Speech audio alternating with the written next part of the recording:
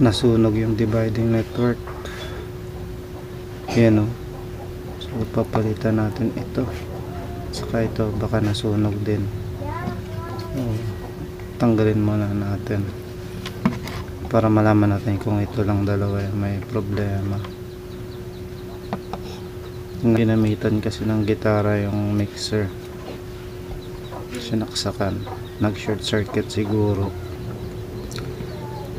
Isa sa magiging problema kapag ginamitan natin ng line in o sinaksak natin yung gitara sa mixer diretso sa speaker ng walang DI box o direct box. Ito, katulad nito, nasunog yung dividing network ng speaker. Ang pwedeng maging sira niya ay bukod dito pati ito. Papalitan natin itong maliit na to. So tatanggalin muna natin para makita natin yung iba kung walang diferensya. Pero dito makikita naman natin na dalawa lang may sira.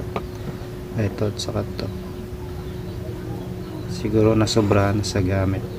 Lagi namang sinasaksakan ng line in na gitara, acoustic guitar yung mixer, pero ngayon lang bumigay. Baka may nag short sa loob o sa mga wires. Tanggalin na muna natin para maayos. Ayan, natanggal ko na. Matindi yung pagkakasunog. Ito, sunog na sunog. So ito na yung isa. Ayan o, sunog.